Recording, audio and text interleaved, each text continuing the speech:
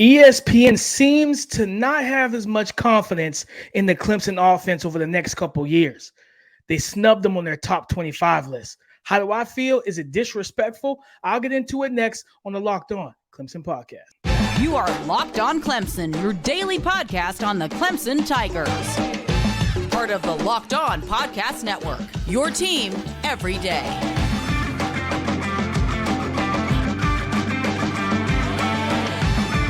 What's up, Clemson fans? Welcome back to the Locked On Clemson podcast, your daily podcast covering your Clemson Tigers, part of the Locked On Podcast Network, your team every day. I'm your boy, Damian Parson, always on the ones and twos. You can find me on Twitter at DP_NFL. I'm a national scout with the Draft Network and the co-host of the Locked On NFL Draft podcast. And guys, we got a nice show, man. Fighting for respect. We're going to get into the snub from ESPN's on their top 25 offenses list. There's a chance that Garrett Riley could be one and done in Death Valley and chasing the head coaching ring. And a four-star offensive lineman has his eyes set on the Clemson Tigers. But guys, let's get right on into it. ESPN, and guys, when I saw it, I was taken aback. ESPN's, dropped an article by the writer Adam Rittenburg. Shout out to him, on their senior writers.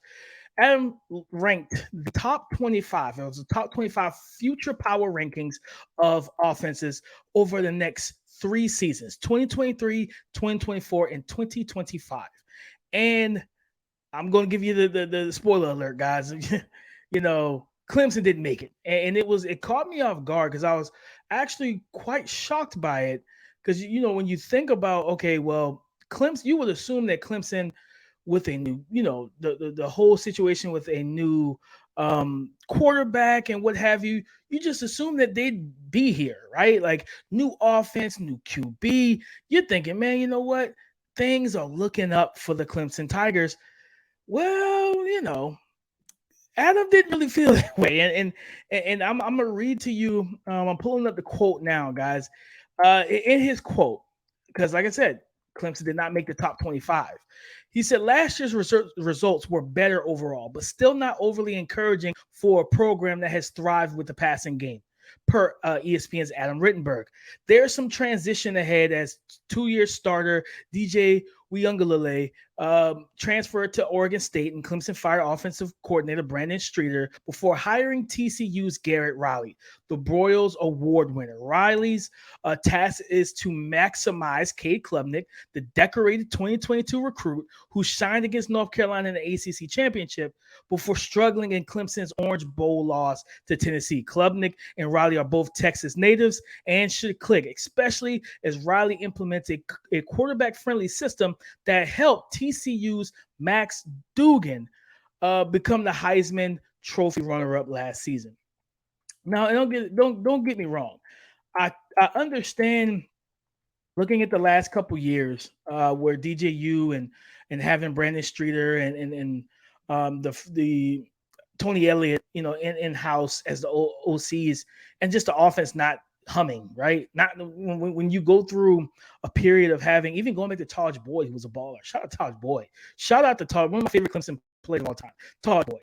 But when you deal with and understanding that, okay, you have, like I said, Taj Boyd, of course, Deshaun Watson, who, Dabo called Michael Jordan, and then go from him to Trevor Lawrence, right? You need to go from those two Heisman candidate national championship winners and top 15 picks in the NFL draft to the offense that we've seen the last 2 seasons. Yes, it's easy to write it off. But to me, it's like borderline disrespect to be like, over the next 3 years, they won't be a top 25 offense, not even a top 25 offense. Guys, I'm not saying top 10 is the big, top 25. And when I looked at the names on the list, the teams rather, I was just taken aback. I was taken aback. Yes, we know what Tennessee has done, but we don't know where they'll be in 23, 2024. Oklahoma was 7th. Washington Like there's teams that when you look Penn State, which I get Drew Aller, things of that nature. Oregon Ducks, we don't really know what their quarterback situation is truly going to look like. UCLA at 14, the Utah Utes at 15, Wake Forest in the same. And the crazy thing about it, in this article, guys, which I'll have it like in the description on YouTube. In this article, so he shows the future offense power ranking for 2022. Like Wake Forest is ranked 24th for in 2022. Their future QB power ranking for 2023, the QB power ranking is not ranked, but yet you have more optimism to put them at 16 in the top 25. That's kind of odd to me. BYU, their 2023 future QB ranking, power ranking, not ranked. You know what I mean? Like you Texas Tech, they're not ranked. They weren't ranked in 2022 for them in the power ranking. They're not ranked in 2023, but yet they made the list at 21. And you're looking at the situation. The Western Kentucky Hilltoppers weren't ranked in 2022, but they're ranked in there. But they're also not ranked in 2023. The point of me, Louisville, same thing. SMU, same thing. And you're telling me with Cade Klubnik and Dabo Sweeney, Antonio Williams, these recruits, right now, again, I've talked about it this week. Clemson's ranked 13th in recruiting right now for 2024, and they can continue to climb. If they start flipping getting hard commits from some of these 4 and 5 stars that they're chasing, it can get better, guys. Now NIL got to play a part too, because that's a big part of recruiting now. You got to be able to give these kids the money that they need and that they want and that they're requesting it per NIL. But for Clemson not to be ranked in the top 25 of future offenses over the next 3 years, that is borderline blasphemous to me. I believe Cade Klubnik. I believe in the offensive weapons that are here. I believe what Dabo is doing. This team is better than people want to believe on offense. And it's just that caught me. I think it's disrespectful to Clemson. I think it's disrespectful, especially some of the teams that are on that list. You don't know what the quarterback situation is going to be in 2023, 2024, 2025. You don't even have it ranked, but yet Cade Klubnik, you know what it is. You know who he is and what the pedigree he has coming out of high school, and everything I've heard about, from people on campus. The young man is really taking everything seriously and hit the ground running this offseason to learn and master this offense that Garrett Riley's bringing in from TCU. So all I'm saying, guys, you let me know how you feel. Do you feel like this is disrespectful, or am I tripping? If I'm tripping, let me know. But I truly believe that not putting Clemson in the top 25 is borderline disrespectful, guys. But coming up next, man, I just talked about him. New OC Garrett Riley. Could he be one and done in Clemson? Could he be one and done, guys? That would be a shock. But I'm going to discuss it next. Coming up, guys, finding shorts and pants that fit, they're comfortable, flexible, and versatile. It's not as easy as you may think, especially not for men. I can tell you from personal experience, but I can promise you that you want to give Birddogs a try, guys, because they fit very well. They'll make you, they add your confidence, make you look better, feel better. You're going to feel great while wearing them. I love the fact that the fabric is stretchy and it feels good on your legs, where you're not like tight quarters with your legs. You're not rubbing up against the material, but it feels good and they're comfortable, more comfortable than most of the pair of pants and shorts that I currently own there in my closet at this particular moment. The versatility and flexibility that they give you guys, I have the freedom to go to a business meeting for work. I can go out on a date with my wife. If I want to go play golf with my guys or just hang out with our friends, I don't have to change pants multiple times to do so. I can wear the same shorts or pants to each occasion. So if you're like me, just go to birddogs.com/lockedoncollege, and when you enter the promo code lockedoncollege, they'll throw a free custom Birddogs Yeti style tumbler with every single order. One and done. Garrett Riley comes in as the new OC, and shout out to him, man. If you don't know much about it, please go watch the TCU offense. What he was able to do, almost a 4,000, almost a 3,700-yard passer with over 30 touchdowns. I'm sorry, with Max Duggan at TCU. What he's able to do in the run game where you have Kendre Miller with almost 1,400 yards, but not even that. Amari DeMarcado, who's a backup, who was big in their win versus Michigan, almost 700 yards. Kendre Miller had 17 rushing touchdowns, guys.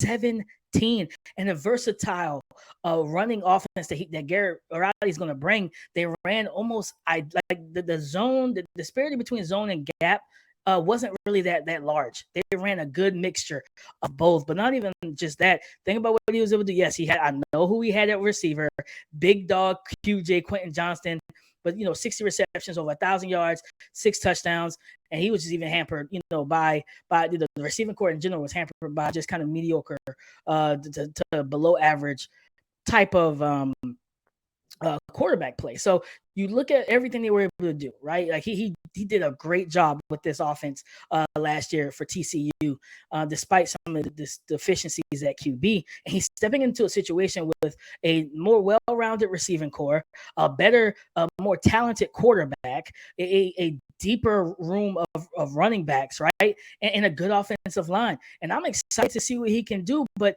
when I read the report and article, like that he's named one of the 2024 early coordinator candidates for head coach, it caught me off guard, guys. I'm not going to sit here and lie to you. CBS Sports says, David Cobb says, at 33 years old, Riley is a rising star tasked with revitalizing Clemson's offense in his first season with the Tigers. If he can pull it off, he'll find himself in the mix for Power 5 head coaching jobs. He spent the last 3 seasons as offensive coordinator and quarterbacks coach for Sonny Dykes at both SMU and TCU. Also spent time as a quarterback at Texas Tech under the great Mike Leach. Rest in peace to Mike Leach. In case those connections aren't enough, Riley is also the younger brother of Lincoln Riley, who's the head coach and QB guru over for the USC Trojans on the West Coast. So with strong ties to other successful coaches and a blossoming track record of his own, Cobb says Riley is poised to become one of the sport's biggest names in years ahead. Now, when you think about that, right, it's kind of scary because what does that say? If the most recent reigning Bros Award winner, it can mean 2 things. One, that Clemson's offense will be the best or look the best that it has in years, and that he has his offense humming. And 2, the offense will have to find a new OC after the season. So it's a good news, bad news type of thing where, okay, if this offense can meet the defense halfway and play at a high level with the coaching of offensive coordinator Garrett Riley and all the stuff that he's done in his past, and I believe in his track record, if he can get this offense to hum and to ball out this year, guys, that's going to be some great stuff for this team. But on the flip side, on the back end of it, that means if he walks off into the sunset to another team as the head coach, Clemson is yet again looking for a new OC, and then that hurts in the realms of it's going to sting, because it's going to sting more so because of the fact that, hey, we finally got us one. We finally got an OC that knows how to build an offense around the quarterback, make the quarterback's job easy. The offense looks good. Everything is humming and running and running on all cylinders, right?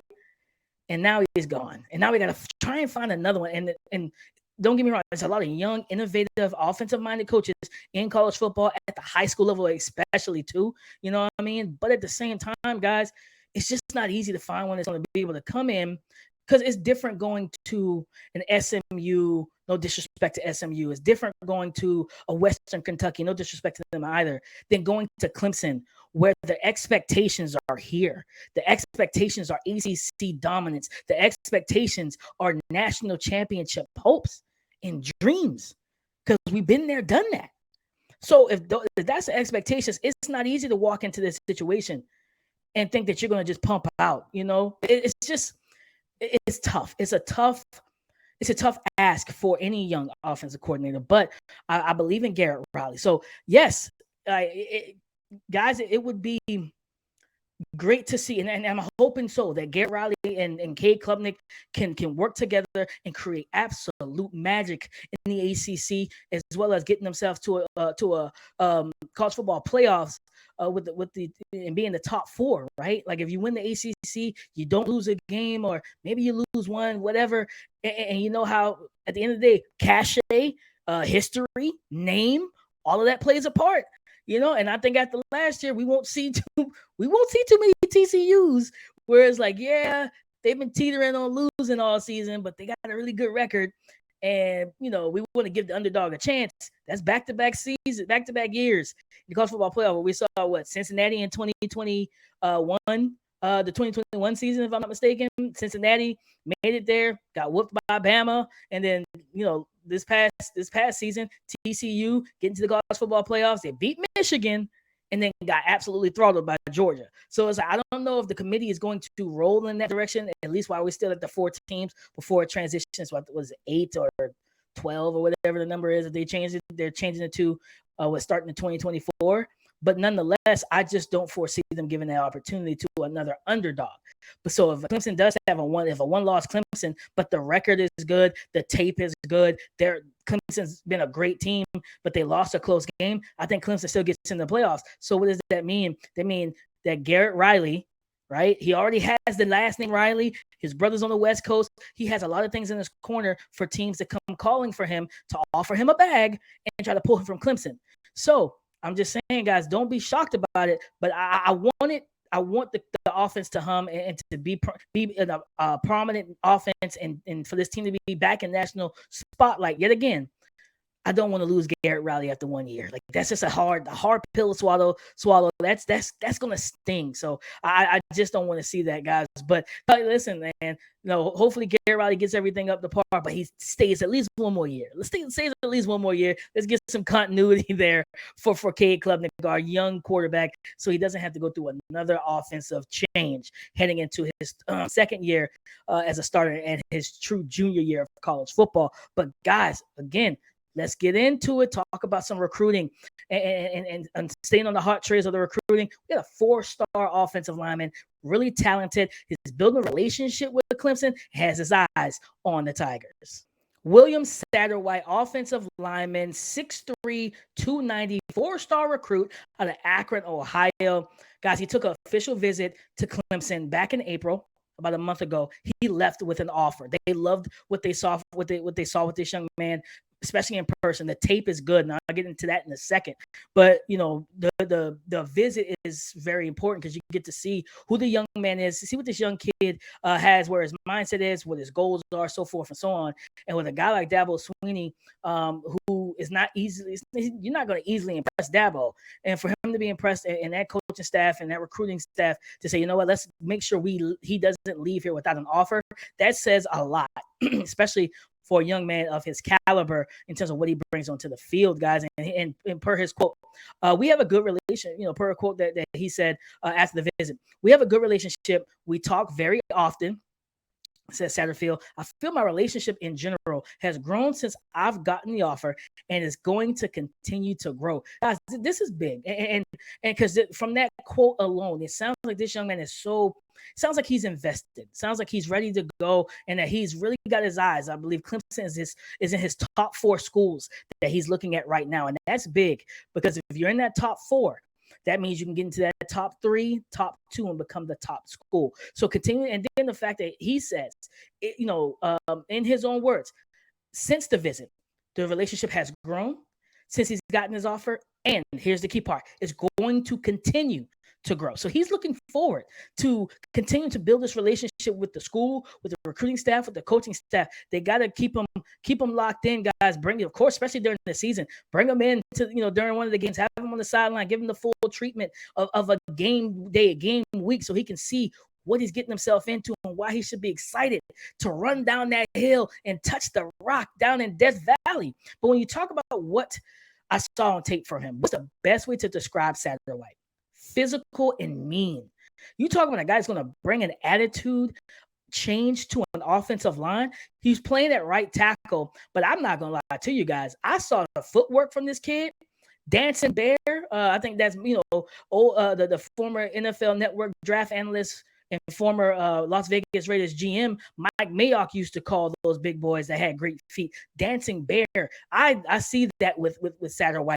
He plays with an aggression and physicality that gets you excited if you're a football fan. You watch the tape. Not only does he have the lateral agility and footwork to mirror and match rushers and cut guys off at the apex or the top of their rush to where they can't go inside or out. I love that. There's some reps, guys.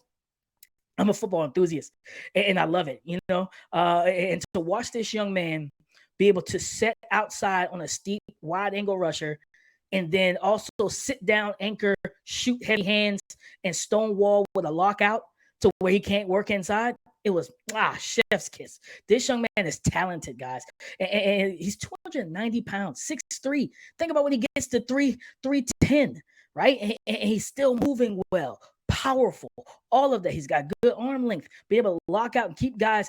I always talk about offensive linemen. Your punches need to, when you have long arms, you need to punch like a long arm boxer. Use your jab and keep rushers outside of your body and frame, because that's when they can threaten you the most. The same way a shorter arm boxer wants to get inside on the longer arm boxer and work the body, the same thing that the pass rushers want to do the offensive linemen, guys. I'm telling you right now, that's how it is. So when I watch this young man, his power, the heavy hands that he shoots, he's a people mover.